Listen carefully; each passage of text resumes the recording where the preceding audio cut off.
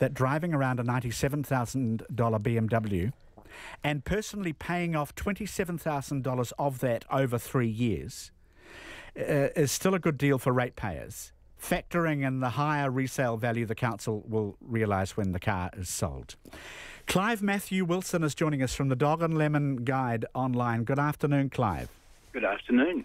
Can I ask you first, would a Chrysler 300C handle better on those notoriously winding Southland roads, Clive? Than a hybrid. I don't think anybody can come up with a particularly convincing argument for a Chrysler 300C. It's like asking Jamie Lee Ross to head your, local city council. It's probably not a good look. There's not a. My point is that there's not a reliability study anywhere on the planet that doesn't put Chrysler right down at the very, the last two or three, absolutely consistently, which means, apart from the loss, that it's going to be much, much harder to sell. And New Zealand, according to an overseas study and also our own research, has the highest depreciation in the developed world of over 50% in the first year. So right now on Trade Meet, there is a BMW X4 2017, which is 1 year newer than the one driven by that politician, is going for $79,000. So, someone can do the calculations based on the original price. Do you think Bruce Gordon's calculations stack up? 97K, and he's paying $9,000 a year off it. The thing is that there's a trap here, because someone who intends to sell him another BMW will offer him a totally artificially high price to take this one as a trade-in. So that, you say, therefore, it's a good deal. But, of course, it's not a good deal, because the actual value of the vehicle is what it will sell for in the open market, which my guess is less than half of what he paid for it. Did that appeal to the BMW deal the government did all those years ago too, actually? Did that apply to that deal as well, do you think? Yeah, plus they got, the government got an incredibly good deal, because, of course, when you have a government, using BMWs as their executive transport, it sends a very clear message to the rest of the community. And of course, I'm sure they did very well out of it. And the ones that the government bought were very, very reasonably priced, I believe. Clive Matthew Wilson, thank you. Is Horizons a good name for, can I ask the panellists, do you think Horizons is a good name for a local body? It's Manawatu Whanganui. What do you think about it? No, I don't. It's sounds flashy name. I don't think we need flashy names for council or their jurisdictions. I mean, maybe that's why you need a BMW to drive around it. I think if you're going to name it Horizons, you need electric bikes. I've taken away the electric vehicle now, and I've moved into electric bikes. It's getting cheaper by the minute. You need an electric bike in Horizons. Do you think what was that name that Canterbury Regional Council had? They had a pretty dorky name too. Whatever it was. I can't remember anyone ever calling the Manawatu Horowhenua Whanganui area Horizons to me. I just remember that Canterbury slogan that didn't last long, called Fresh Each Day. Stephen Franks, thank you. Our panel is Fresh Each Day, and Stephen Franks and Lavina Good have been Thanks, Jim. Thanks, both Stephen. on. Thank you for your company and your comments today, both of you. And thanks, everybody, for your company.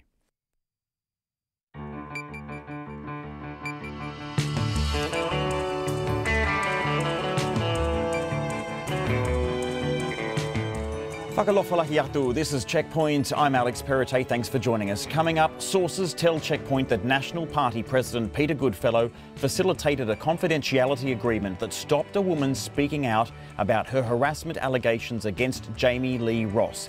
It happened a couple of years ago and it predates Mr Bridges' leadership of the party. The Checkpoint team has been working on this developing story today, and we'll have the very latest after the news.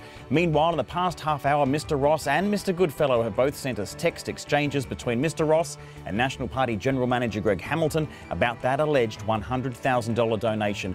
We've also got the latest on a helicopter crash in Wanaka today which killed 3 people, including 2 dock staff and pilot Nick Wallace, the youngest son of aviation pioneer Sir Tim Wallace. More to come after the news.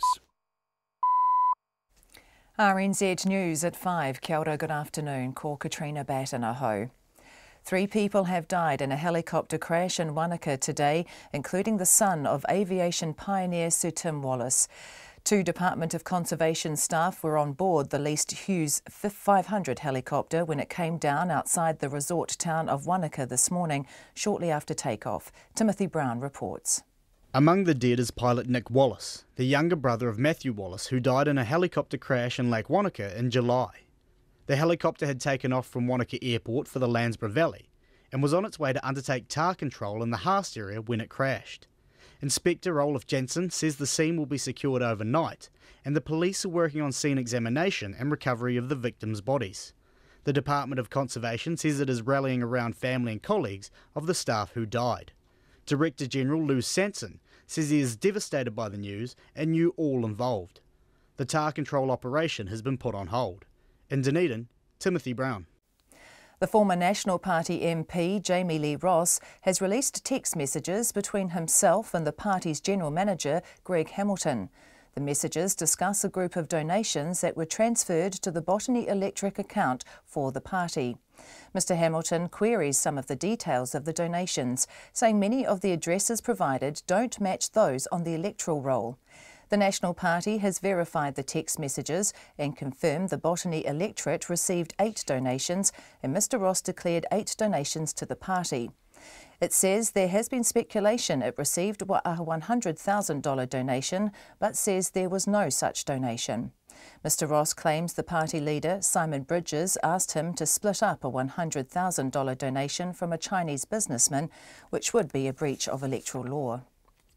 And sources have told Checkpoint that National Party President Peter Goodfellow brokered a confidential agreement that stopped a woman speaking out about her harassment allegations against Jamie Lee Ross. Multiple sources have confirmed the woman later signed what has been described as a gentleman's agreement to resolve the matter privately. The claims predate Simon Bridges' leadership of the National Party. Mr Goodfellow has not returned calls. Checkpoint will have more on this developing story after the news. An investigation has found a driver who took his freight train over a bridge when maintenance workers were under it may have missed warning signs because he was experiencing microsleeps at the time. The Transport Accident Investigation Commission has today released its report into the Bay of Plenty incident in February last year. Anne-Marie May reports. The driver was nearing the end of a 10.5-hour shift when the incident occurred, and despite warning signs, he only noticed the maintenance team as his train drew close to the bridge. The train crossed the bridge without authorisation, but there were no injuries and no damage to the train or bridge. A safety device which should have automatically applied the train's brakes when it failed to halt at compulsory stop boards was also not working properly. Kiwi Rail has now put a new system in place and is developing a fatigue risk management plan. TAKE has recommended it ensure staff medical checks can pick up conditions such as sleep apnea. This is Anne-Marie May. The jury in the trial of a rugby coach accused of historical abuse against children has retired to deliberate its verdicts. Alosio Taimo has been on trial in the High Court at Auckland for 9 weeks, defending 106 charges of sexual offending against 18 boys over 3 decades. The Crown has argued Mr Taimo abused his position of trust, but the defendant says the allegations are made up. In his summing up, Justice Moore told the jurors their verdicts depended on who they believed. His defence is simple. It is a total denial. He says that each of the complainants has lied about what happened to them. His defence is that there is no room for mistake. This is not a question of the complainants being mistaken. The issue here is whether each of the complainants told the truth in respect of the essential elements which make up each of the charges. Justice Moore said he expected the jury would need to deliberate for some time, considering the number of charges. It's 5:04. Sport tightening up defensively is the focus for Australia going into tonight's 4th and final Constellation Cup netball test against the Silver Ferns in Wellington.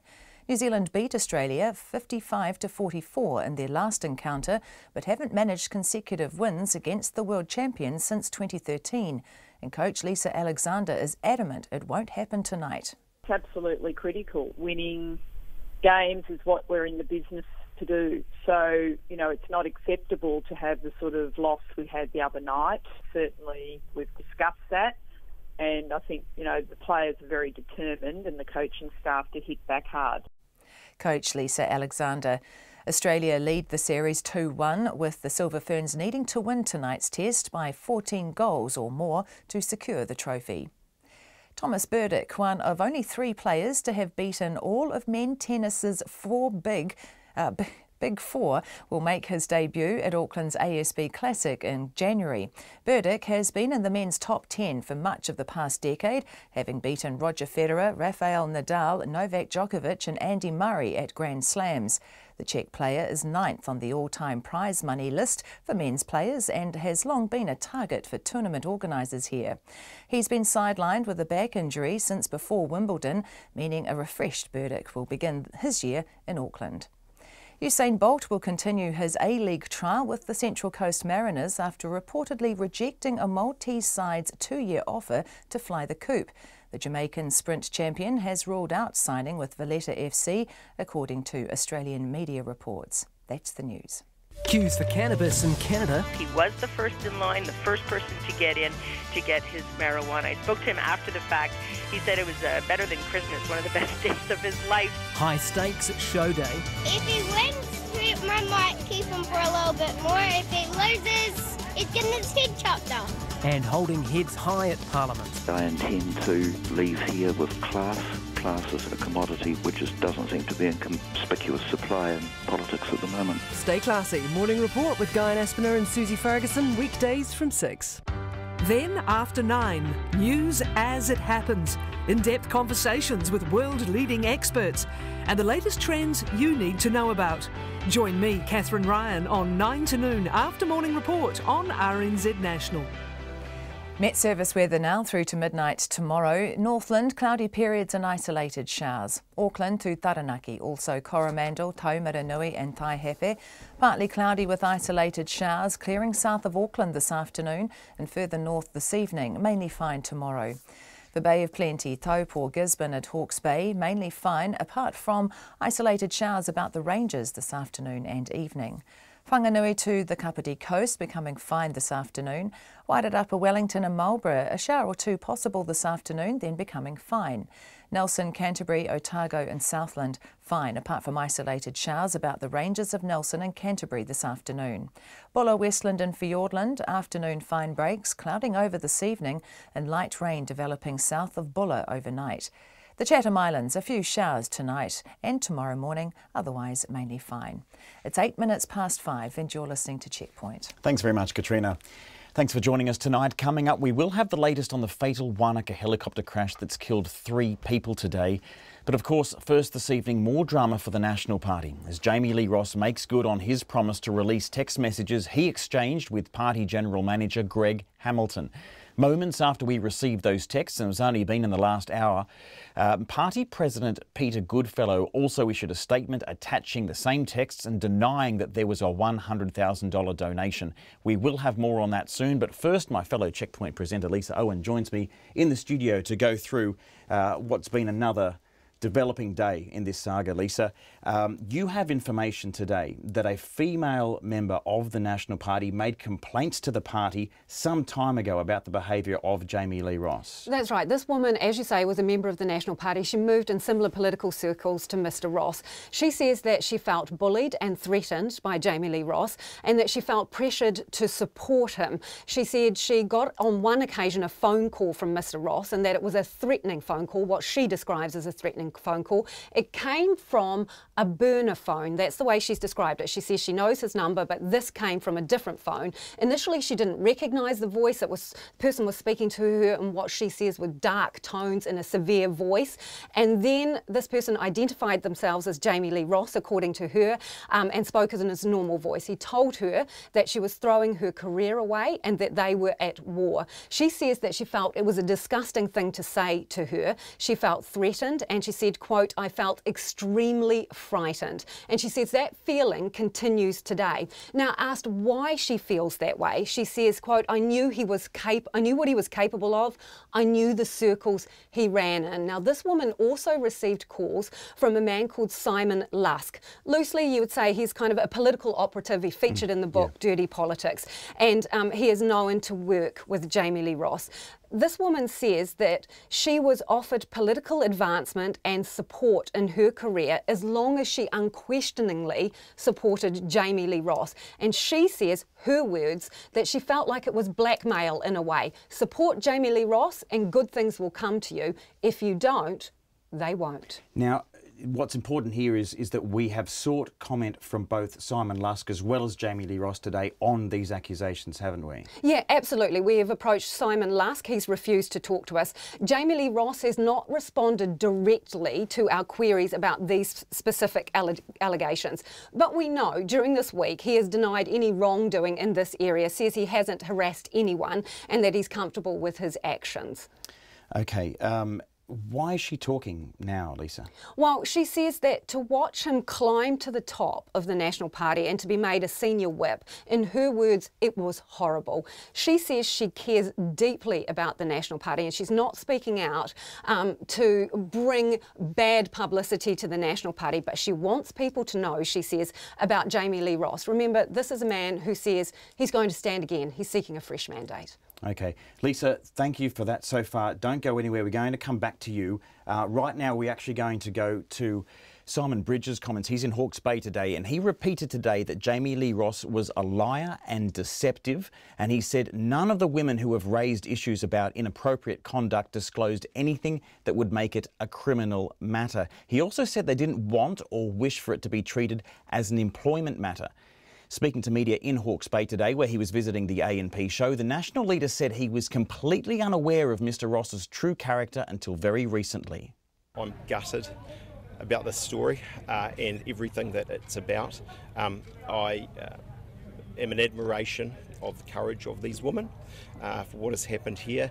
But the truth is the story is anonymous, and so I can't say whether there are issues I'm aware of or not. Did you have any indication that Jamie Lee Ross was engaging in that kind of behaviour, that perhaps that was the type of conduct that he was undertaking? At no level at that detail, certainly as soon as I was aware of inappropriate conduct, I acted immediately. Why didn't you go to and the right police? now what that means is that he's out of our corpus. How much did you know? How much did you know? How much did you tell? I knew nothing before the leak investigation of any of these sort of things. It's only in very recent weeks.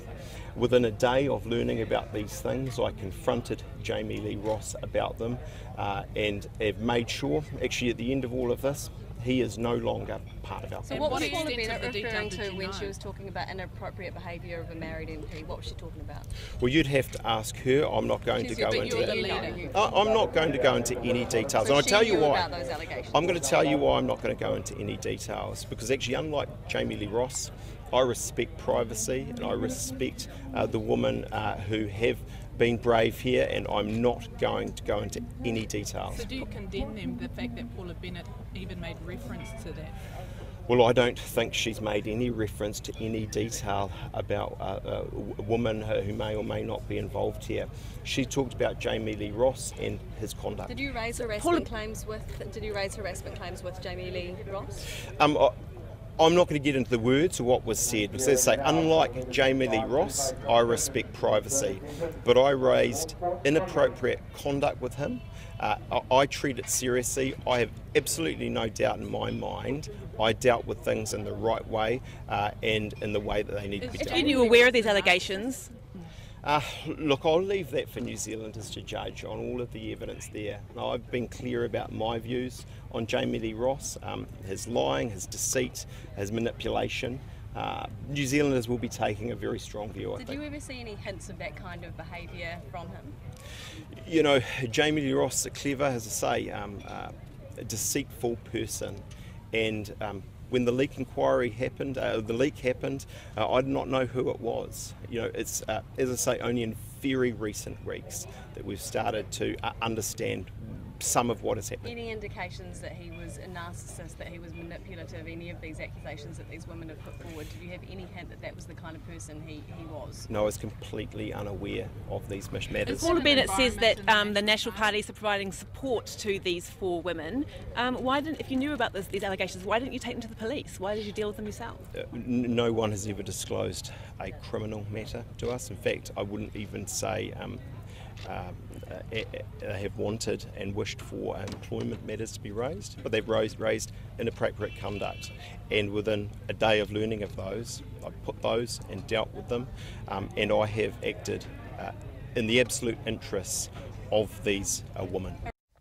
Simon Bridges abruptly ended the media stand-up when asked about the 15 women that Jamie Lee Ross says he threatened him with when he asked for more information about those allegations. Speaking to our reporters, including Anusha Bradley there in Hawke's Bay, I'm joined again by Lisa Owen in the studio. Simon Bridges there saying that he only heard about these allegations very, very recently, and then he immediately took action.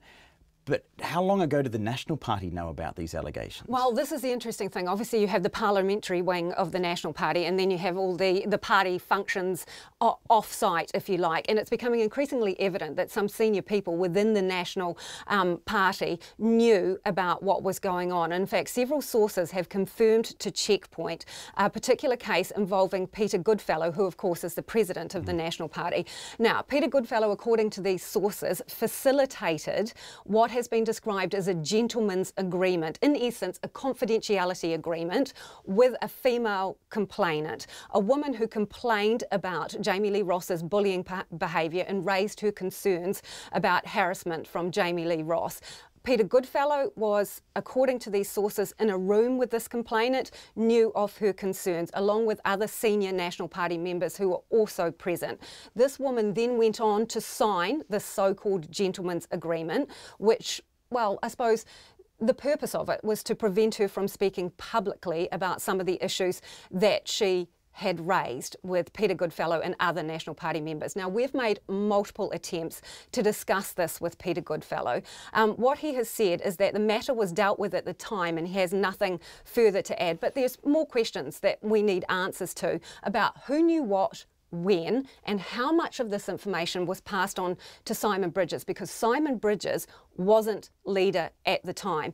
And in fact, Checkpoint has a statement from a National Party spokesperson in Parliament who has reiterated, obviously, Simon Bridges' position that the behaviour, the concerning behaviour, has only apparently surfaced in the past month. The other step we've taken here at Checkpoint, and I've got a list right here in front of me of all the National Party board members, we have sent emails to each and every one of those board members. We're awaiting replies from most of them. What we want to know is when the National Party board or executive first received complaints of any nature about Jamie Lee Ross, because that's a missing piece of the puzzle. Right, okay.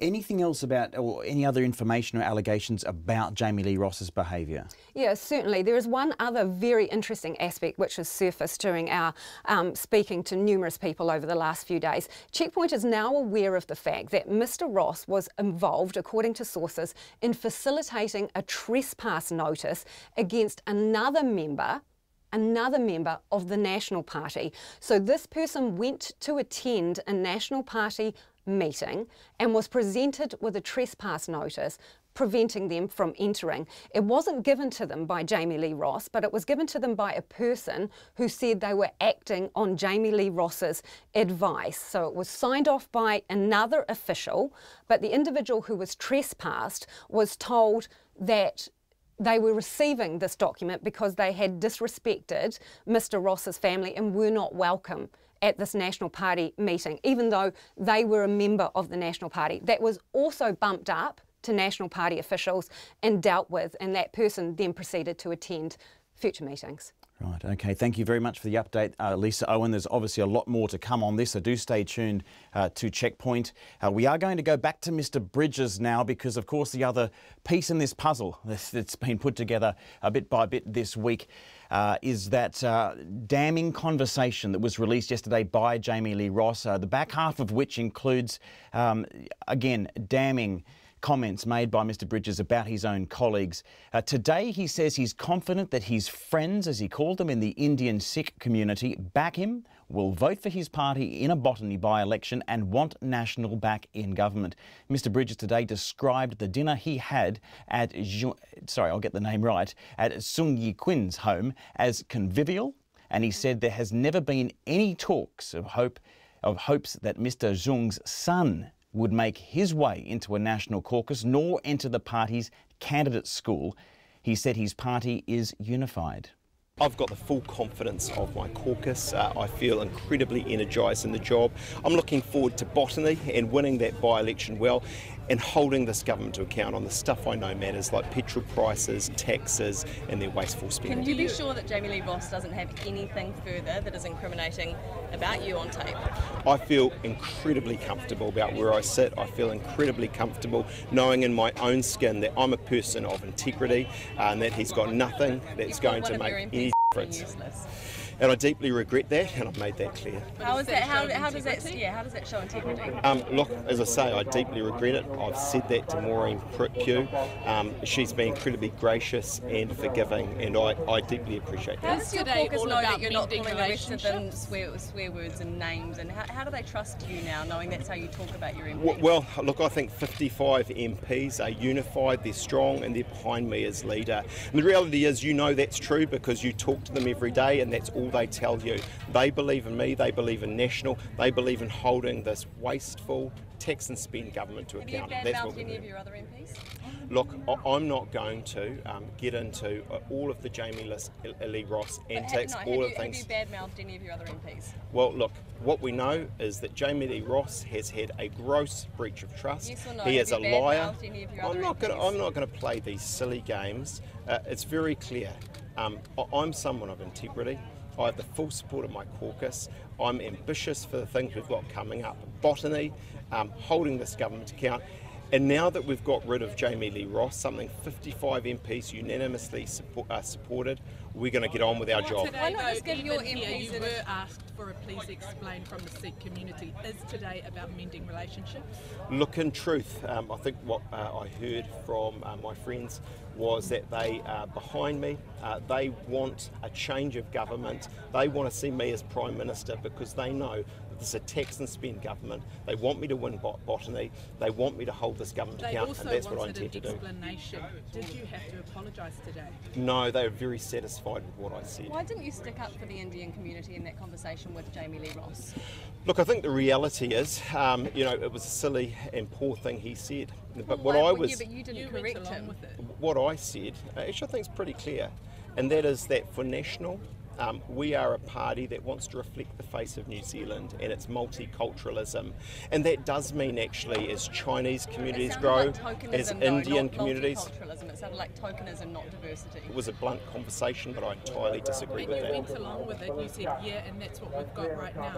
I don't accept that. Dick, can you buy your way into the National Party? Because that's also how it looks. That if someone hands over a $100,000 donation, you can get a couple of candidates from your community. No, not at all. We have incredibly robust processes to become a Member of Parliament. It involves selection processes and competition and going through all of that. And what that's about is the best man or woman winning the job on their merit. Simon Bridges there talking to reporters in Hawke's Bay today, dealing with the fallout following the publication of disparaging comments he made about his colleagues as well as ethnic groups in New Zealand.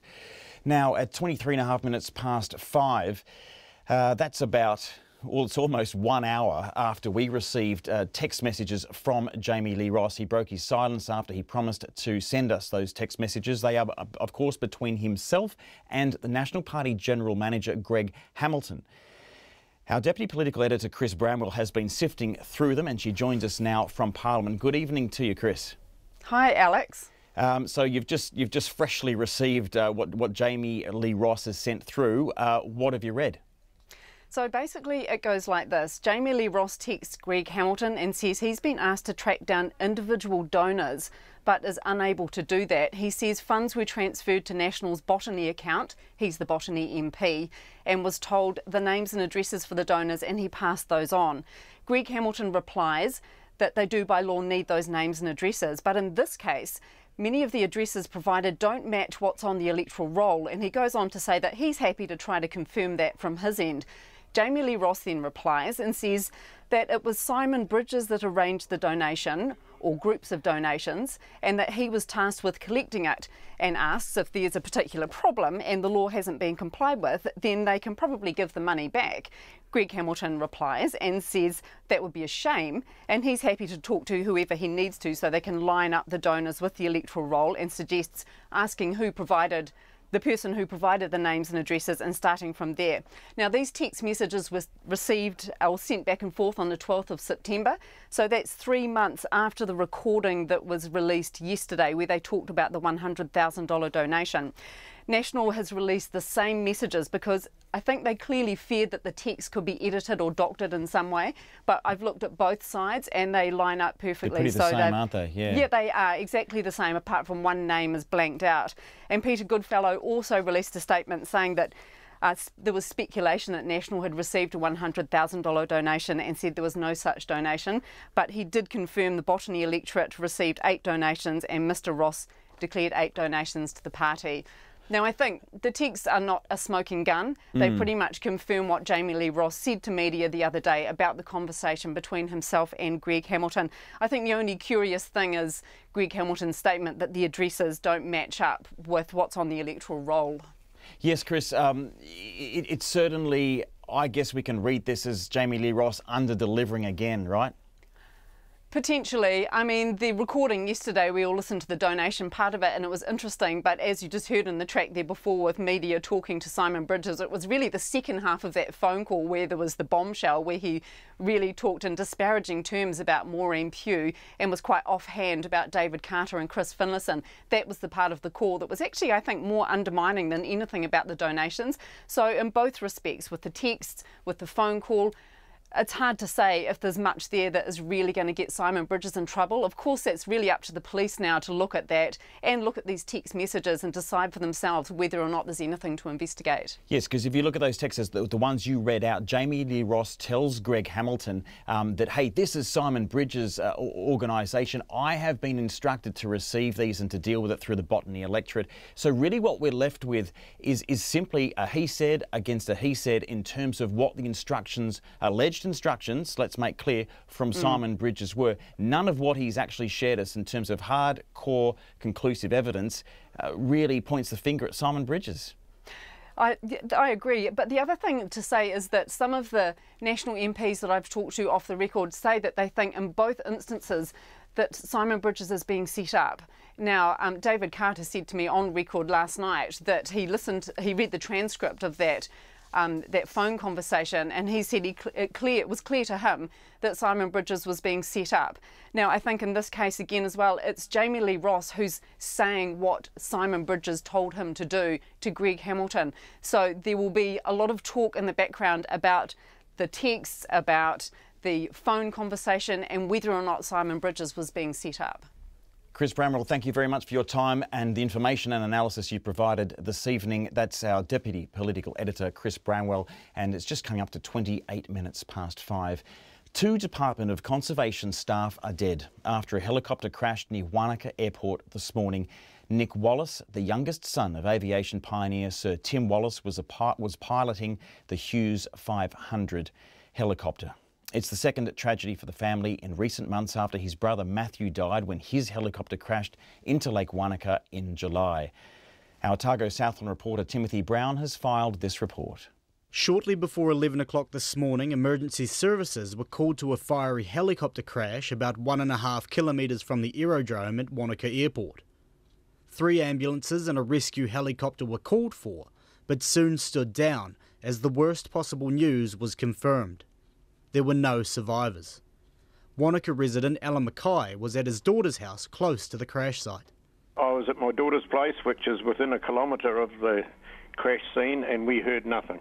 The first thing we heard were sirens and flashing lights, and they were heading towards the block that I look after, so I naturally went down to see. Mr Mackay tends to properties adjacent to the crash scene and had to open lock gates to allow emergency services through. It's on dockland beside the river, There's the river, the walking track, and then the dockland, and then there's the privately owned land that is part of some of the blocks that I look after. Mr Mackay says weather conditions were perfect at the time of the crash, and he was very surprised to hear a helicopter had gone down. Police have confirmed 3 people were on board. Checkpoint has confirmed the pilot was Nick Wallace, the youngest son of aviation pioneer Sir Tim Wallace. Nick's brother Matthew was killed in a helicopter crash 3 months ago. Prime Minister Jacinda Ardern this afternoon confirmed Department of Conservation staff were among the dead. There were DOC staff on board that helicopter who have lost their lives. I'm not able to give further details at this time, but I did want to ensure that we were sharing the condolences on behalf of the government for those who have lost their lives. DOC staff go out every day working on our behalf in our environment, sometimes in really dangerous situations, and this is an absolute tragedy. The helicopter was transporting the workers to take part in the tar cull. The cull has been controversial in the south, but the NZ Tar Foundation this afternoon issued a statement offering condolences to the families of those who've died. No matter what you think about the tar issue, these guys were just doing their job, the statement said. Husbands coming home to their families at night is what's most important here. Alpine Helicopters has issued a statement confirming the helicopter is one of theirs. The helicopter was destined for the Landsborough Valley, located between Aoraki Mount Cook National Park and Mount Aspiring National Park. The Transport Accident Investigation Commission is sending an investigation team of 4 people to Wanaka and has opened an inquiry into the crash. Chief Investigator of Accidents, Captain Tim Burfoot, says few details are clear at present. They are on their way this afternoon, and so they'll be on the site this evening. So this evening they'll be liaising with those first responders, that would be the police and fire services. They're already gathering documentary information from various people at the moment. It'll be too late to visit the site, but the site will be under guard. They'll be up there first light in the morning to begin their work. The Department of Conservation's Director General, Lou Sanson, says he's devastated by the deaths and staff are still trying to come to terms with the tragedy. The tar control operation has been put on hold. For Checkpoint, Timothy Brown.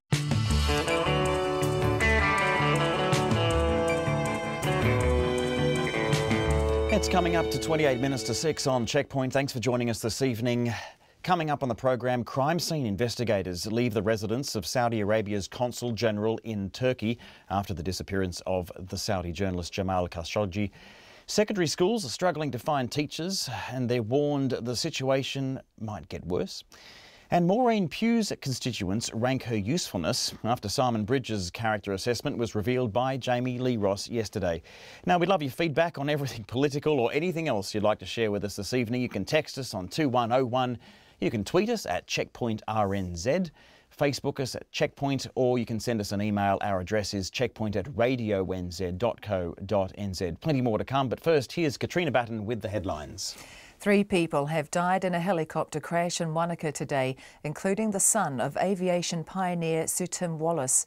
2 DOC staff also died when the leased Hughes 500 helicopter came down this morning shortly after takeoff. Among the dead is the pilot Nick Wallace, the younger brother of Matthew Wallace, who died in a helicopter crash in July. The helicopter was on its way to undertake tar control in the Haast area at the time. The former National Party MP Jamie Lee Ross has this afternoon released text messages between himself and the party's general manager Greg Hamilton. The messages discuss a group of donations transferred to the Botany Electrics account. The donations relate to a claim by Mr Ross about a $100,000 party donation from an Auckland Chinese businessman. Earlier today, the party leader Simon Bridges told reporters he was gutted at new allegations that Mr Ross manipulated and entrapped women. The newsroom website published the accounts of 4 women who accused the Botany MP of seriously harassing and bullying them. RNZ News has tried to put the claims to Mr Ross, but he has yet to respond. Mr Bridges says the MP should have been kicked out of the party earlier. The jury in the trial of a rugby coach accused of historical abuse against children has retired to deliberate its verdicts. Alosio Taimor has been on trial in the High Court at Auckland for 9 weeks, defending 106 charges of sexual offending against 18 boys over 3 decades. The Crown argues Mr Taimor abused his position of trust, but the defendant says the allegations are all made up. Washington has asked Turkey for a recording said to provide strong evidence that missing Saudi journalist Jamal Khashoggi was killed at the Saudi consulate in Istanbul. The President, Donald Trump, has told reporters at the White House the recording has been requested if it exists. The existence of audio evidence that Mr Khashoggi, a critic of Saudi leaders, was murdered was revealed by Turkish investigators early on in their inquiries. Those are the headlines. I'm back at 6. Thanks very much, Katrina. Madison Reedy is here again for Business News and joins... well, you took your notepad and headed off to an annual meeting today, Sky TV. I even took my microphone with me, Alex. Did you? I did. I know. I took all of the gear. What did you find out? Anything interesting? Yeah, they did make some announcements today. Not all of the ones that we were expecting or hoping for, but they did announce some product developments. They've said for a while that this year is the year that they're going to roll out some new technology, which is essentially stemming the losses of those subscribers that they've been kind of gushing. Lately, they lost 50,000 subscribers in the year just gone, so they're basically doing everything they can to at least reduce that. They did say today, though, when I spoke to the Chief Executive, John Follett, that their churn rate, which is the speed at which they lose subscribers, that has slowed down, but they didn't announce... Stemming the bleeding. Stemming the bleeding, quite literally, the wound that is subscriber losses for Sky. But they didn't announce any trading or profit guidance, so shareholders sitting in the room were obviously expecting some figures there, and that was never given. They did announce, though, a new channel for Sky called Soho 2, which is all about premium drama, which the Chief Executive loves. They also announced an internet-connected Sky set-top box. So rather than their traditional satellite decoder box, which is, you know, the Sky guys come over and stick your satellite on top of your roof and you put your decoder in and that's when you can turn on Sky. Now they're going to start selling an internet-connected one, most likely by next year, and that means you can take it with you anywhere you like and watch Sky at your batch or wherever you like. This is competing with Vodafone TV and all those all other of that, but options. Interestingly, when I spoke to John Follett as well, they're in talks with the likes of Netflix, and he said, quote, "We are very close to a deal with Netflix," and they're also talking with Amazon Prime. What they want the set-top box to be is the home for everything. Right.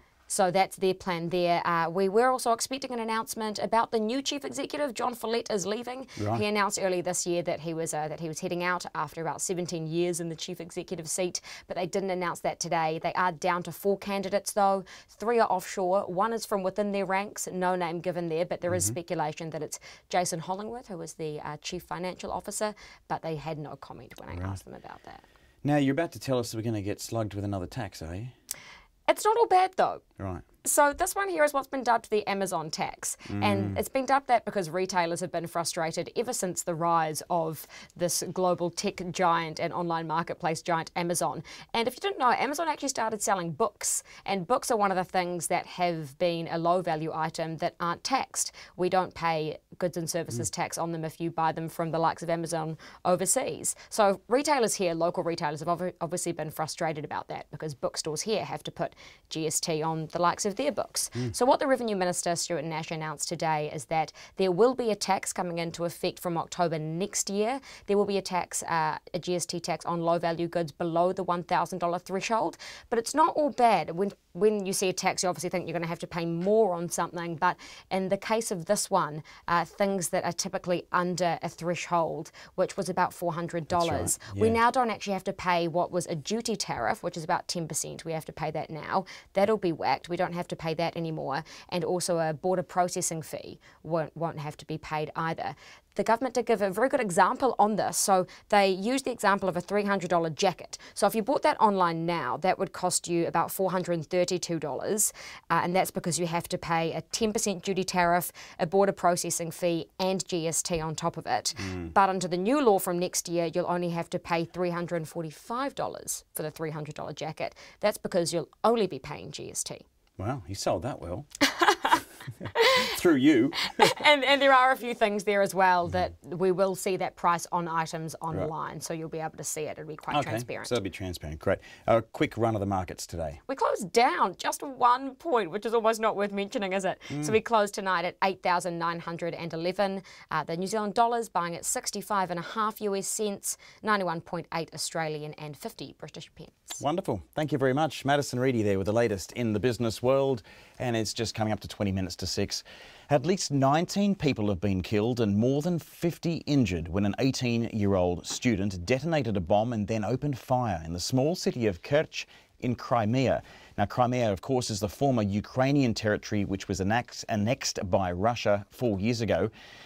Russia first declared the assault to be an act of terrorism, but later revised it to be mass murder by a lone student attacker. The motive behind the attack still is not known. The ABC's Samantha Hawley has this report. From a car outside the technical college, sounds of a blast can be heard. The attacker, named by Russia as 18-year-old student Vladislav Rozlakov, reportedly detonated an explosive device in the school's cafeteria at midday local time before opening fire. Russia says he later turned the weapon on himself, with his body found in the college library. Witnesses spoke to Russian state television. We came outside, and then moments later everything blew up, this woman says.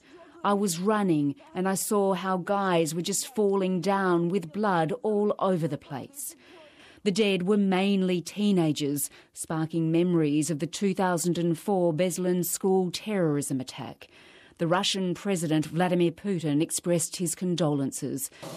It is already clear that this is a crime, he says. Motives and versions of this tragedy are being carefully investigated. Svetlana Petrenko from the Russian Investigative Committee says initial examinations of the dead indicate they died from gunshot wounds. The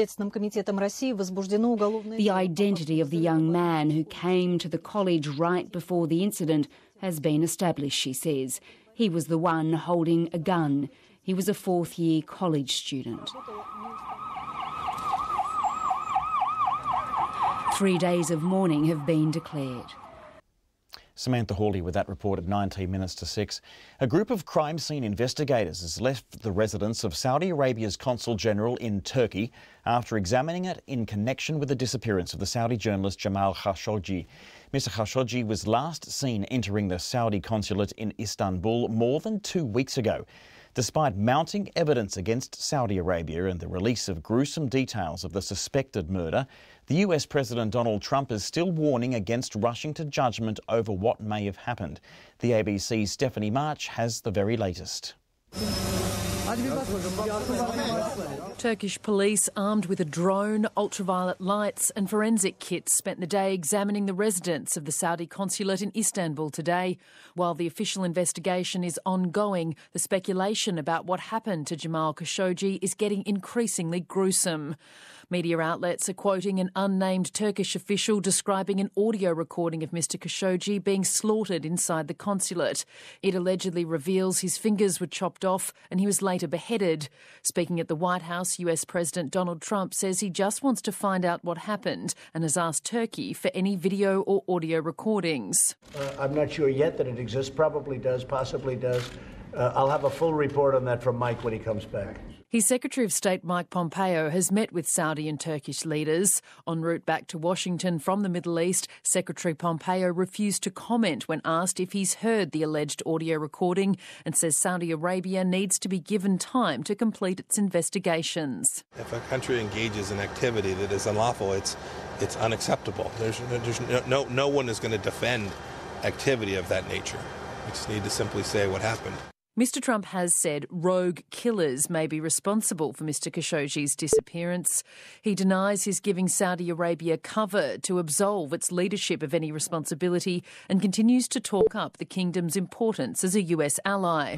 If you look at Saudi Arabia, they're an ally and they're a tremendous purchaser of not only military equipment but other things. When I went there, they committed to purchase $450 billion worth of things and $110 billion worth of military. Secretary Pompeo says that relationship should be factored into any response over Mr Khashoggi's disappearance. I could go on about places where the Saudis and the Americans are working together. Those are important elements of U.S.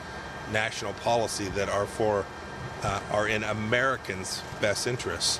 And we just need to make sure that we are mindful of that as we approach decisions that the United States government will take when we learn all of the facts associated with whatever may have taken place. Mr Trump says he believes the investigation into Mr Khashoggi's disappearance will be completed by the end of the week. Stephanie March there, coming up to 5:45. New Zealand's history of building cold houses and our love of cars are having the biggest impact on air quality in this country. A just released government report on the country's air quality shows there's been an improvement, with levels of some pollutants declining, but there are persistent problems. Kate Gudsell has more. Home heating and vehicle use are the biggest causes of poor air quality in New Zealand. According to the latest available data, wood burners heat 1/3 of North Island homes and nearly a half of South Island homes. The Deputy Secretary for the Environment, Amanda Moran, says people need to think of air pollution like they do climate change and waste.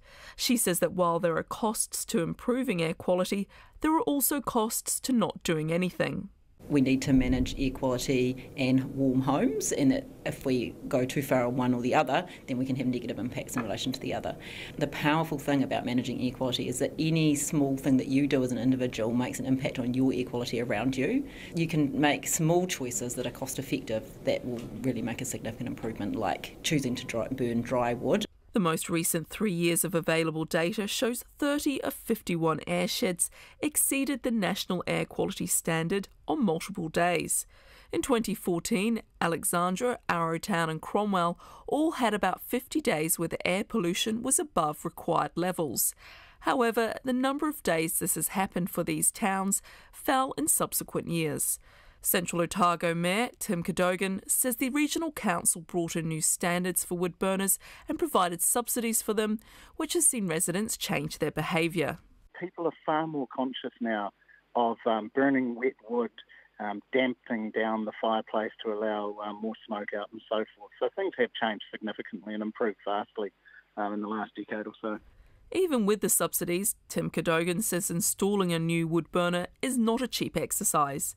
It's precisely this problem that has got Timaru resident Doug Cleveland incensed. The coastal South Canterbury town also exceeds the air quality standard frequently in winter because of log burning. Mr Cleveland says requirements for new log burners are putting a lot of pressure on people, and some are too scared to light their old fires. Some of the old people in Timaru in these last 2 winters have sat in their houses crying of the cold and had hot water bottles because they don't want to be seen of their chimney smoking. In 2015, vehicles were the main source of human-generated nitrogen oxides in our air, producing nearly 40% of emissions. Simon Kingham is a professor of geography at Canterbury University and also the Ministry of Transport's chief science advisor. He says people end up driving because they don't have a choice, and improving public transport will help. When you put good quality cycleways in, people choose to use them. If you talk to people in Queenstown, where they've put a bus service on relatively recently, patronage is really big because people are saying, actually, this bus service is cheap, it's reliable, and it goes where I want to go. Yes, we do have a love affair, but I think it's partly that most people would justifiably say, oh, look, I have no option, I have to drive my car. And I think if you provide good alternatives, then actually people go, maybe I don't need to use my car quite as much. The government has announced today it will review the 14-year-old national air quality standards. For Checkpoint, Kate Gudsell. It's approaching 12 minutes to 6. Secondary schools struggling with the teacher shortage need to brace themselves. It could get a lot worse. Education Ministry modelling shows that they are facing a shortfall of 2,200 teachers by 2025. And while the ministry is confident it can avoid that scenario, principals say the government's going to have to pull something new out of its hat to do so. Here's our education correspondent, John Gerritsen. The modelling shows the shortfall of secondary teachers is expected to balloon from 170 next year to 2,210 by 2025 because of increased enrolments. By contrast, primary schools will grapple with a 650 teacher shortfall next year, but that will disappear by 2023, only to spring back to a 230 teacher shortage in 2025. Alan McGregor-Reid from the Education Ministry says the shortage of secondary teachers will only happen if nobody takes any action. Beyond 2020 for secondary schools, we're not forecasting. It is a planning tool. So based on nothing happening, we'd be looking for around 2,000 secondary teachers. However, we are confident that with the measures we are taking now, that number won't become a reality. But Mike Williams from the Secondary Principals Association does not share that confidence. He says the ministry's forecast is based on the current policy settings for recruiting and training teachers. That would imply if we're going to avoid being 2,000 teachers short, we need some new policy settings. Now, all we're seeing at the moment is we have some initiatives, which we've had for a while. They started back with the previous government. And yes, we've seen some more money on the same initiatives, but just putting more money into the existing initiatives is not a new policy setting. Mike Williams says schools are facing a serious situation unless the government takes action. Their own modelling is showing some pretty serious shortages, 200 next year and growing every year after that. And that's got to be very worrying. Something different's got to happen.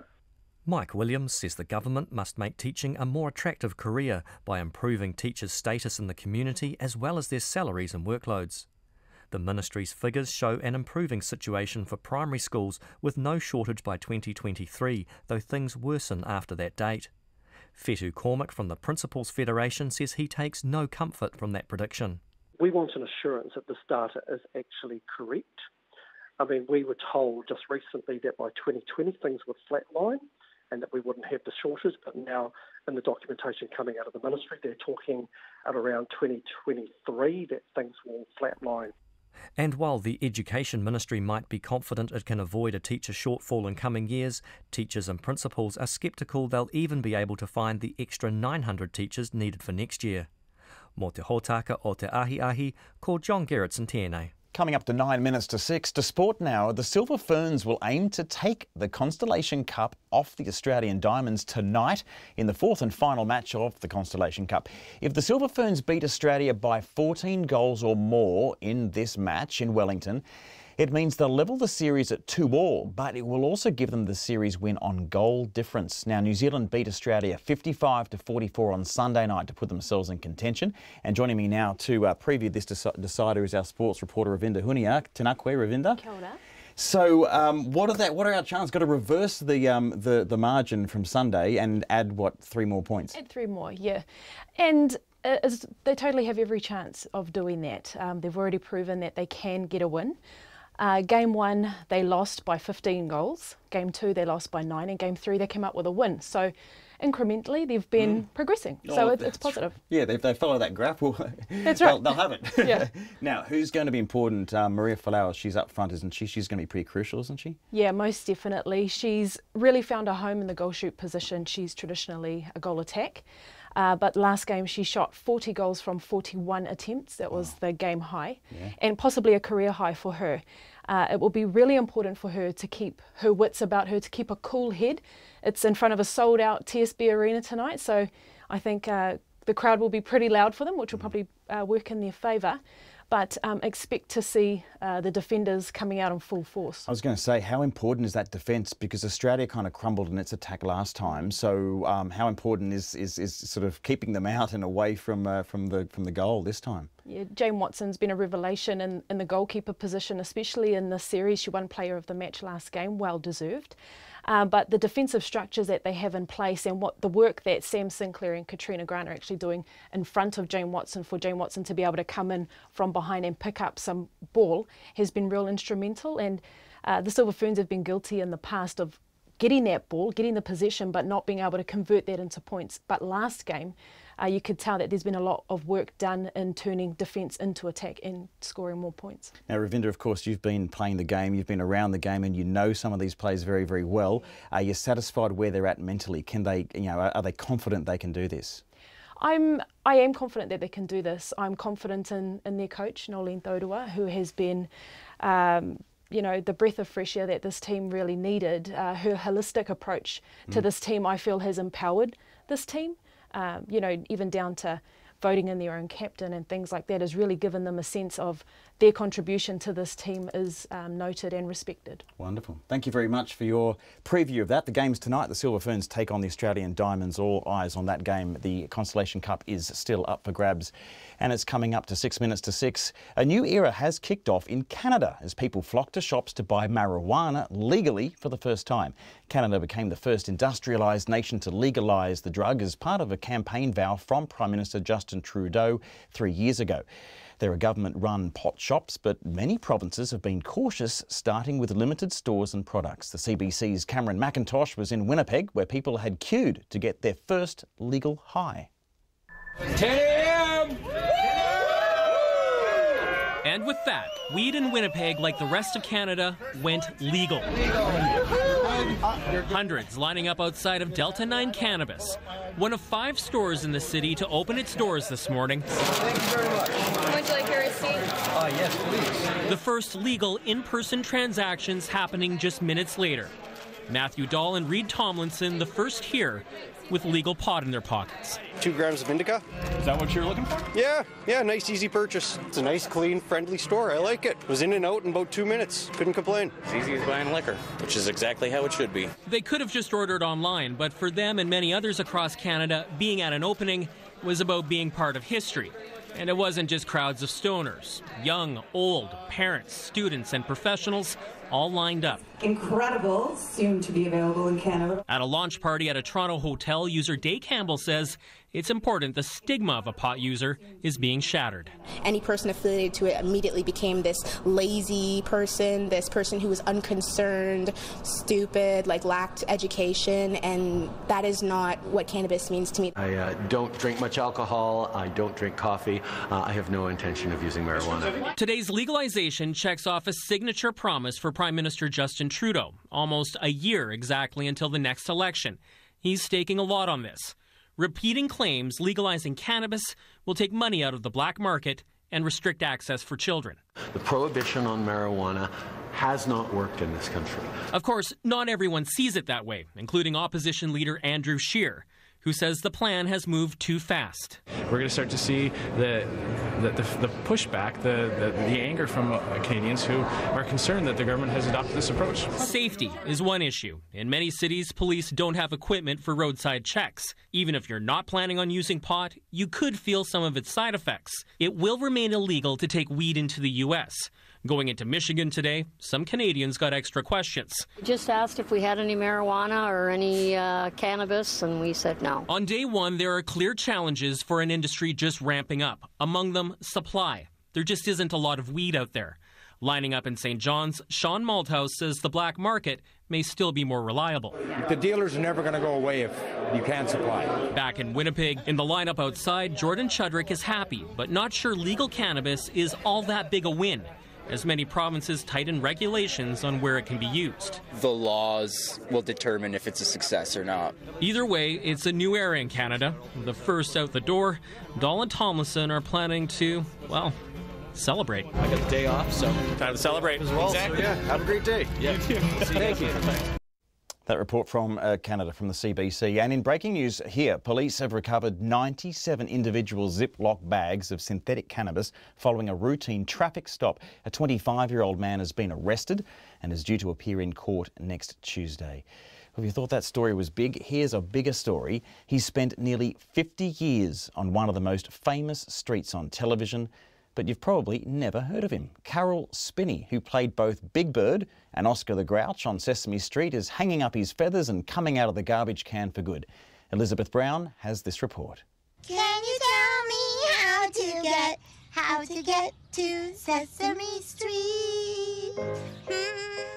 Carol Spinney could certainly tell you how to get to Sesame Street. The puppeteer joined the program when it began in 1969, playing everyone's goofy, good-natured, yellow-feathered friend, Big Bird. Sure he is. Hello, Big Bird. Oh, hi, Gordon. How are you? That's good. I'm a very nervous bird. Boy, I nearly laid an egg right here on Sesame Street. Spinney, who's now 84, said Big Bird helped him find his purpose in life, and he once shared the secret behind the voice. I just go a couple octaves higher. So, hello, how are you? How are you? I go up here. And it sounds cuter without me trying. But of course, Big Bird wasn't Spinney's only Sesame Street character. Who is kicking my can? Oh, did you hear that? She hung up on me. What a grouch. Spinney says Oscar was inspired by a grouchy waiter at a restaurant in Manhattan. In announcing his retirement, he said the physical requirements of playing the characters had become too difficult. Spinney's apprentice, Matt Vogel, who currently plays Kermit the Frog, will succeed him in the Big Bird role. Spinney said Big Bird and Oscar had given him great joy, led him to his true calling, and created a lifetime of memories that he would cherish forever, not to mention memories for generations of children. Then Cinderella and the prince joined a yoga class and lived healthily ever after. Isn't that great? Yeah, of course. I love surprise endings, don't you? Yeah. For Checkpoint, ko Elizabeth Brown aho. And it's just coming up to 6 o'clock. Plenty of you getting in touch tonight, of course, on the ongoing story we've featured all week. Jamie Lee Ross and Simon Bridges really locked in battle. Jamie Lee Ross getting in touch with this program just shortly before we went to air with text messages that he exchanged with Greg Hamilton. He's the General Manager of the National Party. We'll have more on that story after the news, coming up with Katrina Batten in just a few seconds. RNZ News at 6. Ngā mihi nui, good evening, ko Katrina Batten tēnei. 3 people have died in a helicopter crash in Wanaka today, including the son of aviation pioneer Sir Tim Wallace. 2 Department of Conservation staff were on board the leased Hughes 500 helicopter when it came down outside the resort town of Wanaka shortly before 11 o'clock this morning, soon after takeoff. It's been confirmed Nick Wallace, the youngest son of Sir Tim Wallace, was piloting the helicopter. One of his older brothers, Matthew, died when his helicopter crashed into Lake Wanaka only 3 months ago. Wanaka resident Alan Mackay says despite being close to the crash scene, he heard nothing. I was at my daughter's place, which is within a kilometre of the crash scene, and we heard nothing. The first thing we heard were sirens and flashing lights, and they were heading towards the block that I look after, so I naturally went down to see. Alan Mackay says weather conditions were perfect at the time of the crash. Sources say the National Party has known for a couple of years about grievances regarding the former MP Jamie Lee Ross's conduct and got one complainant to sign a confidentiality agreement. The Botany MP has been at the centre of a scandal surrounding National after he quit the party on Tuesday and accused its leader Simon Bridges of corruption. RNZ understands the National Party President, Peter Goodfellow, facilitated a gentleman's agreement with a woman who complained about Mr Ross's bullying behaviour. The agreement required her to not speak publicly about Mr Ross's conduct. The complaint is believed to have been made a couple of years ago, which is when the agreement was also signed. Multiple attempts have been made to contact Mr Goodfellow today for a response as well as Mr Ross. Mr Bridges was not the party's leader at the time. He says he only learned of allegations about Mr Ross's inappropriate behaviour in recent weeks. Meanwhile, Mr Ross says he's considering his legal options over an earlier newsroom website report that he bullied and harassed 4 women. National Party leader Simon Bridges today commended the unnamed women for their bravery in coming forward, including 2 who had affairs with the MP and 2 others who accused him of bullying. In an email to RNZ, Mr Ross says he will not comment on the newsroom article but is considering his legal options. He says he's no longer in Wellington. He's previously denied allegations he harassed anyone, saying he respects all women and is comfortable with his behaviour. The United States has asked Turkey for a recording which is believed to provide strong evidence that the missing Saudi journalist Jamal Khashoggi was killed at the Saudi consulate in Istanbul. Saudi Arabia denies killing him, but gruesome details of his suspected murder have been released by Turkish media. President Donald Trump says he's waiting on a full report, but does not want to abandon Saudi Arabia at this stage.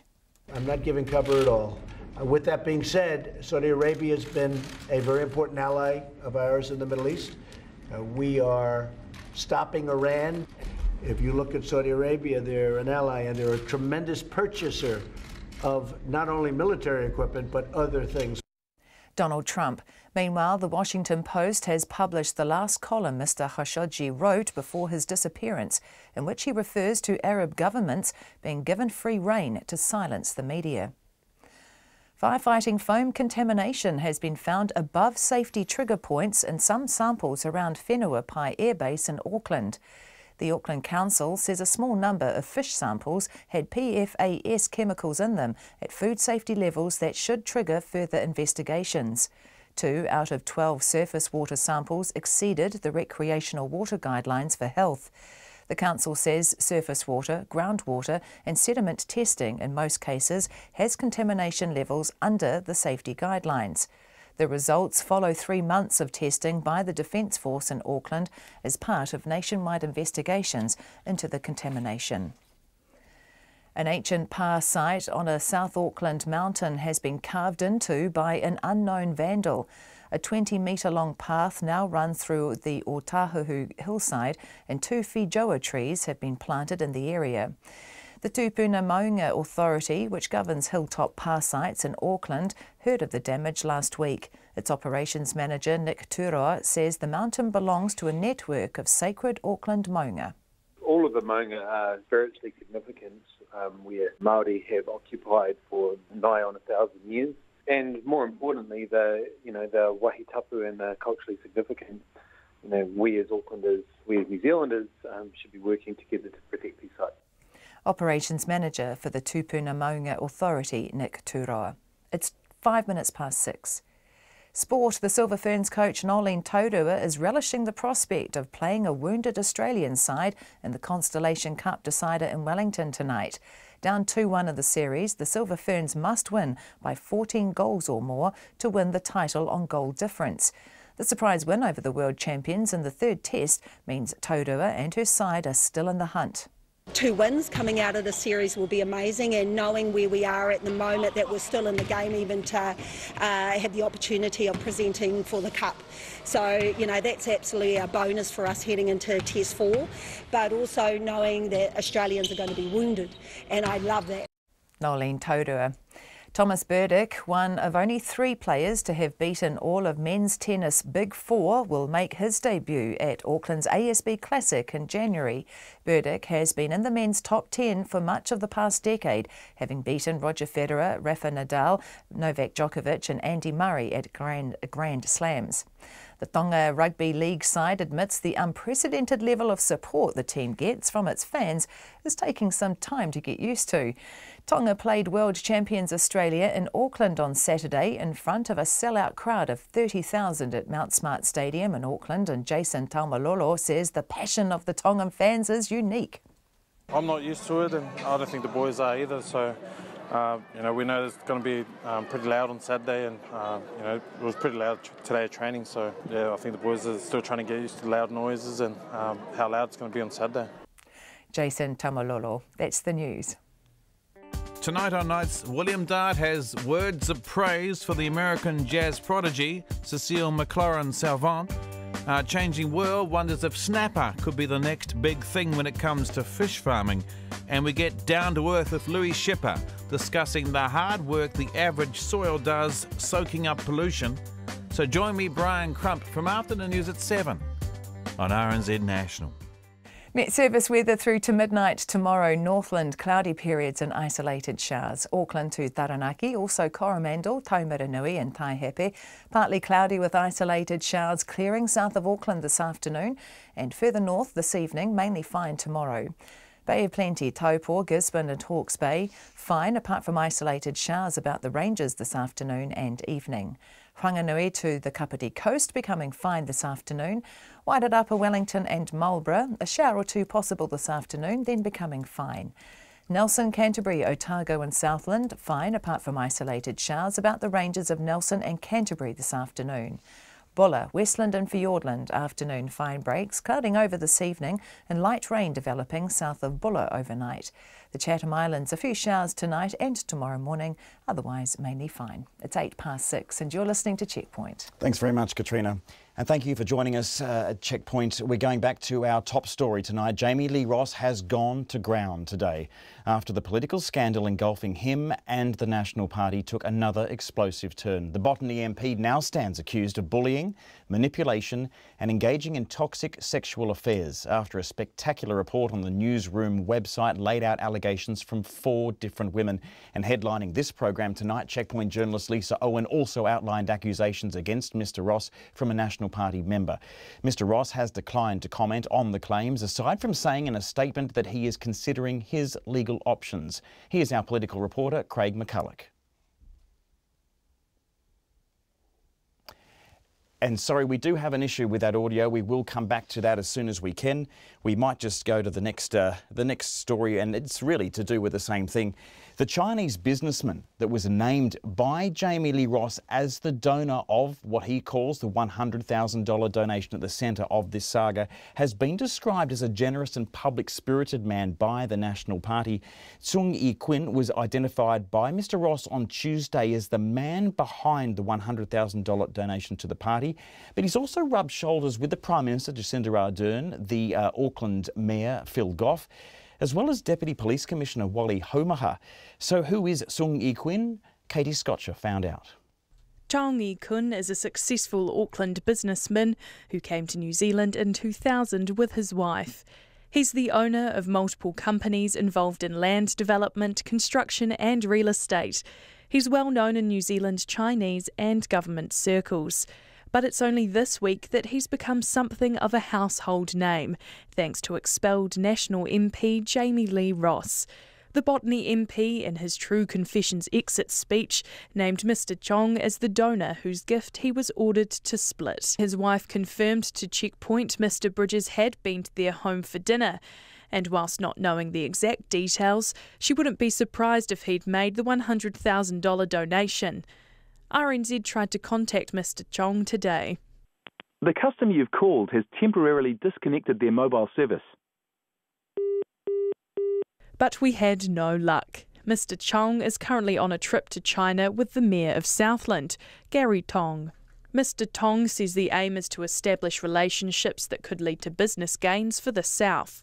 Mr Zhang was aware of the Southern Regional Development Strategy, where we were looking to increase our numbers, population in Southland, as well as boost our economy in some way. Mr Zhang is a very people-focused leader, and he could see that there could be a possible relationship with Southland. We have progressed from there. University of Canterbury professor and China expert Anne-Marie Brady has flagged questions about Mr Chong's connections to the Chinese government. She says the most concerning aspect of the controversy over National's hidden donations was Mr Chong's involvement with the Chinese Communist Party.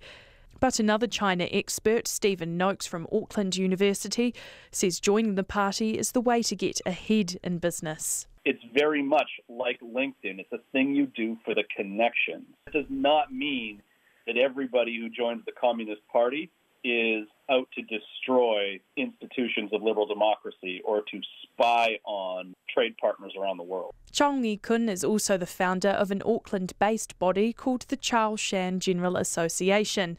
Its stated aim is to promote cooperation between China and New Zealand, and it's for that work that he was honoured this year by the Queen. The former Invercargill MP Eric Roy is one of 3 people who nominated Mr Chong for the Order of Merit.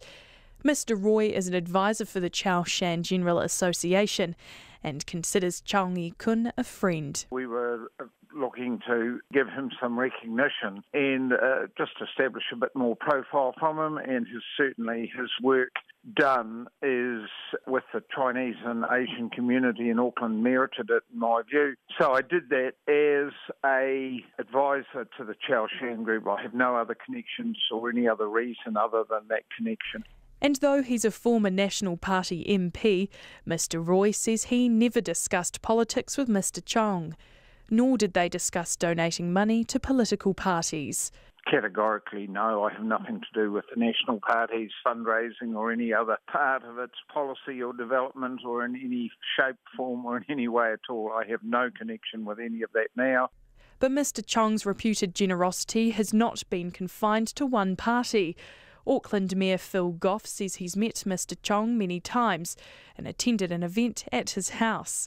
And the Chinese businessman supported his 2016 mayoral campaign. I think he spreads his support across the political spectrum. I saw him at the Kiwi Bank Local Heroes Award. He got acknowledged there. I was asked to add my name to his nomination for an honour, a royal honour. Was happy to do that. My experience with him is that he's quite a well-respected member and leader of the Chinese community. In 2016, Mr Chong bought an item at an auction raising funds for Mr Goff's mayoral campaign. It's not clear how much he spent, but the auction raised more than $350,000. The multi-millionaire, who rose from a poverty-stricken childhood in a Chinese village to riches and now fame in New Zealand, is due back in the country next week. I tamaki makoto mō te hōtaka o te ahi nei, ko Katie Scotcheraho. Kia ora, Katie. That's the latest on the wealthy businessman who is the donor that Jamie Lee Ross is saying gave the $100,000 donation. We have to make very, very clear that's still an allegation and that the National Party President, Peter Goodfellow, says there was not a $100,000 donation. We're going to go back to Craig McCulloch now, who has the very latest today from Jamie Lee Ross. Jamie Lee Ross has dropped a series of bombshells this week, rocking the National Party and its leadership. Today, though, the shrapnels hit him front and centre, and even seasoned politicians are aghast. My God, I've never seen anything like this in my life. It's a malignant development. Never seen a meltdown like this. A report on the newsroom website this morning details the accounts of 4 anonymous women and their relationships with Mr Ross. 2 say they've had toxic extramarital affairs with the MP, with one describing his incoherent, jealous rages and brutal sex. Another 2 women say Mr Ross has harassed and bullied them. Checkpoint has also spoken to one of the 4 women. We've repeatedly tried to speak with Mr Ross today, but the only response we've received is a statement in which he says he won't be commenting and is considering his legal options. Earlier in the week, speaking to reporters, Mr Ross flatly rejected any such allegations. I was raised by my grandmother and great-grandmother to respect women. I strenuously deny any allegations that I have harassed anyone. Nationals leader Simon Bridges has borne the brunt of Mr Ross's crusade this week. He says Mr Ross would have been kicked out of the party much earlier if he had known about the alleged conduct. I'm gutted about this story and everything that it's about. I am in admiration of the courage of these women for what has happened here. Mr Bridges says he first heard claims of Mr Ross's inappropriate behaviour in recent weeks, but says he doesn't know whether they're the same women as those quoted in the newsroom report. He won't go into any more detail, but says he's certain he responded in the right way. Within a day of learning about these things, I confronted Jamie Lee Ross about them and have made sure, actually at the end of all of this, he is no longer part of our family. However, multiple sources have confirmed a woman who claims she was harassed by Jamie Lee Ross signed a so-called gentleman's agreement to stop her from speaking out several years ago. The claims predate Simon Bridges' leadership. The senior National MP, Judith Collins, has previously been reported as being close to Mr Ross. But if that was the case, it is no longer. I didn't know someone who behaved like that. And if those allegations are true, and I have no reason to believe that they're not, I'm absolutely disgusted. And another National MP, Chris Bishop, says the allegations were incredibly tough to read. I don't think anyone who read that newsroom article didn't read it with a heavy heart, and frankly I was really shocked and just really sad when I read it. I just sort of really feel for the women involved, and I hope they're getting the support that they need. The intra-party warfare has now reached its 4th day. Serious allegations, mudslinging on both sides, a secret recording and a police complaint. New Zealand has rarely seen anything like it. This afternoon, Jamie Lee Ross released private text messages about an alleged $100,000 donation to the party, which he says was split up into 8 smaller amounts to keep it hidden. In the text conversation, National's General Manager Greg Hamilton queries the donations, saying many of the donors' addresses don't match what's on the electoral roll. The party says it can find no proof of Mr Ross's accusations, and Simon Bridges has denied any wrongdoing. In themselves, the texts add little weight to the claims, but the fear for National is the ongoing coverage does lasting damage in the public eye. I find I don't know who to believe, and they should be worrying about the country rather than slinging at each other. I just think it's mucky. We don't need it. It's shocking. Dirty washing in public. It's childish. They don't need all that. Nobody needs it. Mr Ross's resignation from Parliament takes effect from tomorrow, but the nightmare for the National Party looks set to continue. From Parliament for Checkpoint, Craig McCulloch. 18 and a half minutes past 6. Now, in that recorded phone conversation yesterday, when Simon Bridges described Maureen Pugh as effing useless, the response from around the country was Maureen who? The former Westland Mayor was Nationals candidate for the West Coast Tasman electorate in the 2014 election and is now a List MP. So how exactly do people living in her area rank her usefulness? Our South Island reporter Logan Church got on the phone and spoke to locals from the top of Golden Bay right down the coast towards Haast. Well, I think she's a really nice lady, to tell you the truth. And I don't think there's any call for her to call her useless. She can't be useless if she was she's a Westland district mayor. How would you rate her work as an MP? Well, I think she's just as good as anyone else. I mean, she's got a job to do, and I'm pretty sure she's doing it, yeah. Would it be fair to call her, I think, in Simon Bridges, his words, effing useless? Oh, no. I don't, no, definitely not, no. Oh, no, I wouldn't say that. Seems a little bit cruel, doesn't it? Well, I think it is. I think it's very cruel, yeah. I wouldn't say that about anyone, really, Everyone's got their place and everyone does their best, and that's all that matters, isn't it? Those conversations go on all the time, and it's just unfortunate that this one was taped, and I just think that the whole thing is just a setup, to be honest. What do you make of her as an MP? I actually, to be perfectly honest, I wouldn't have a frigging clue. I'm too busy to be concentrating on local MPs. Yeah, so I don't really know anything about her. But you would say it would not be fair to call her, I think, the word effing useless. No, nobody deserves to be called that. But as I say, those sort of conversations probably happen a lot more than we think. Well, I think it's absolutely disgusting, but it's what you expect from a man like that. Do you think that she is a useless List MP? No, well, she wouldn't be there if she was, would she? She's been mayor of Hokitika, and she's been really wonderful. Is she well respected in the area? Sorry? Is she well respected in the area, do you think? I don't know that she's over well known up as high as Karamea, but she certainly is in Hokitika and Westland. If Maureen was having a march, I'd certainly join it. I'm a little bit bemused, but to be honest, I don't know her at all, so I couldn't tell you whether it was an accurate comment or not. Do you think she is a good List MP for the area? I have absolutely no idea. My suspicion is we probably don't have any decent ones here at all. Really? Yeah. Oh, wow. But that's just my feeling. That's not really based on fact. I suppose if they aren't visible enough to, give you a feeling either way, that probably says something in its own right, doesn't it? Exactly, yes. Yeah. Do you think it'd be fair? It was fair to call her, I think, using Mr. Bridges' words, effing useless? Don't think that's a fair comment of anyone, really. That report there from Logan Church garnering the reaction there from Maureen Pugh's area. She's a List MP based down in West Coast. It's coming up, well, it's just on 22 minutes past 6. The jury in the trial of a rugby coach accused of sexually abusing boys has retired to deliberate its verdicts. Alosio Taimo has been on trial in the High Court at Auckland for 9 weeks. He faces 106 charges of sexual offending against 18 young boys over a 3-decade period. Our court reporter Annika Smith has been following the case and filed this report. After hearing 9 weeks of evidence, Justice Moore took the unusual step in his summing up of thanking the jurors for their service, something generally done after the verdicts are delivered. I do think it's appropriate to record at this stage how obvious it has been to all of us in this courtroom over the last 2.5 months that you've taken your task very seriously and very conscientiously, as of course you must. Mr. Taimo was originally charged with offending against a single boy.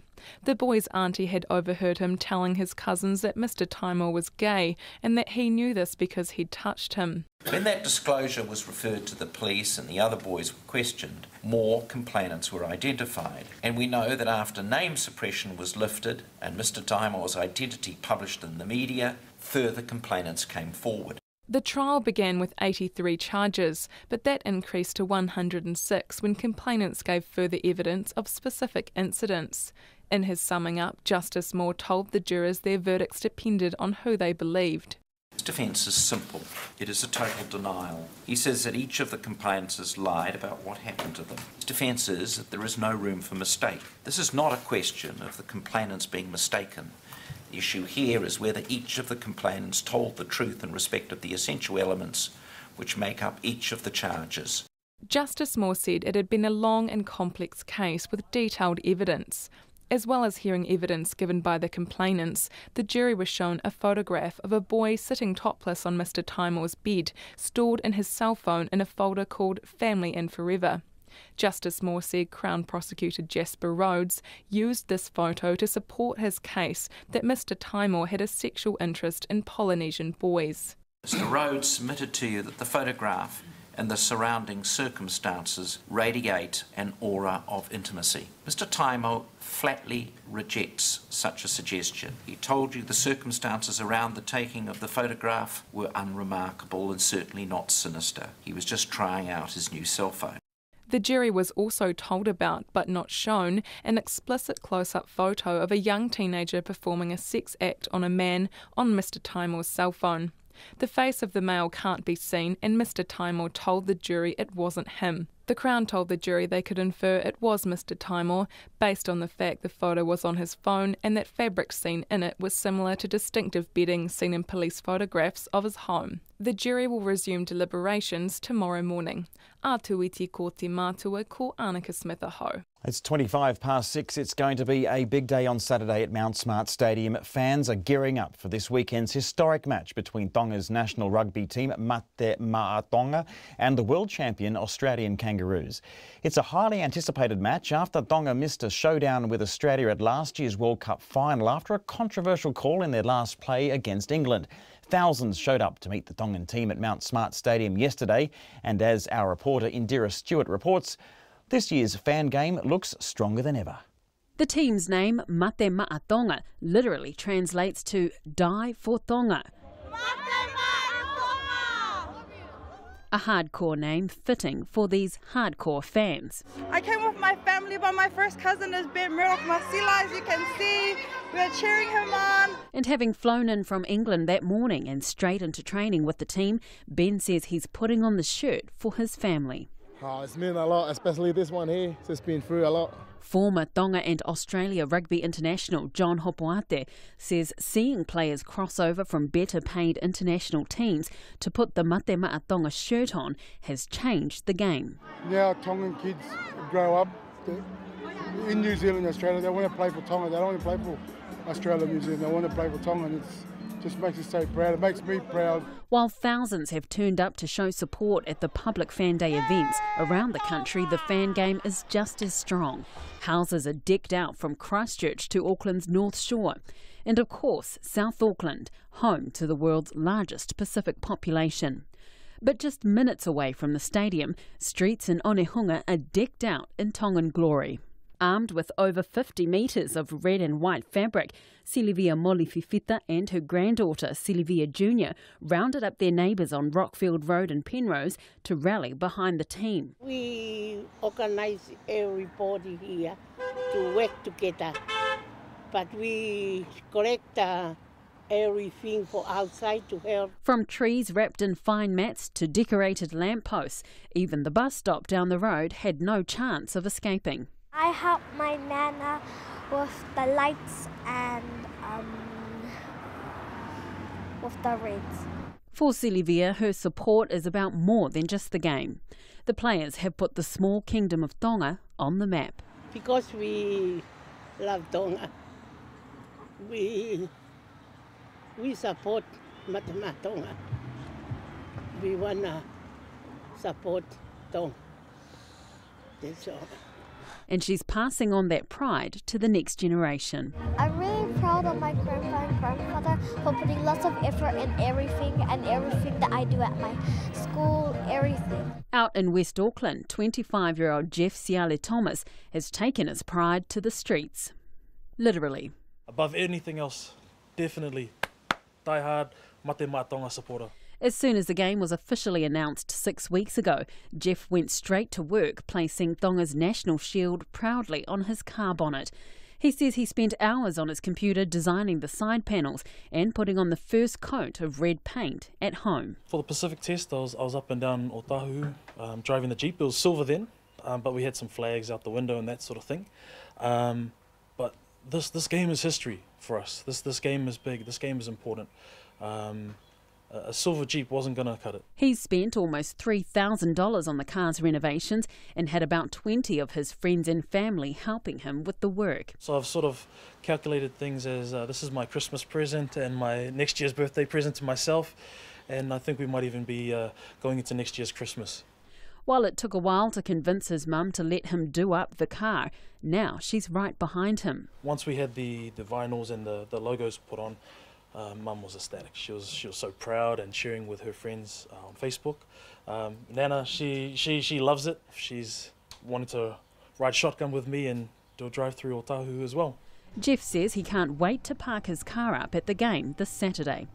Kick-off is at 7:45 p.m. and unlike last week's clash between the Kiwis and the Kangaroos, it's completely sold out.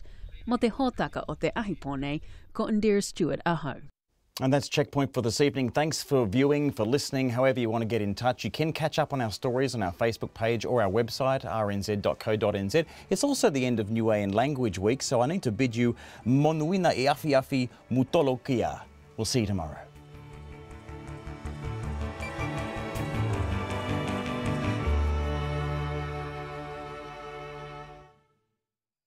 RNZ News headlines at 6:30.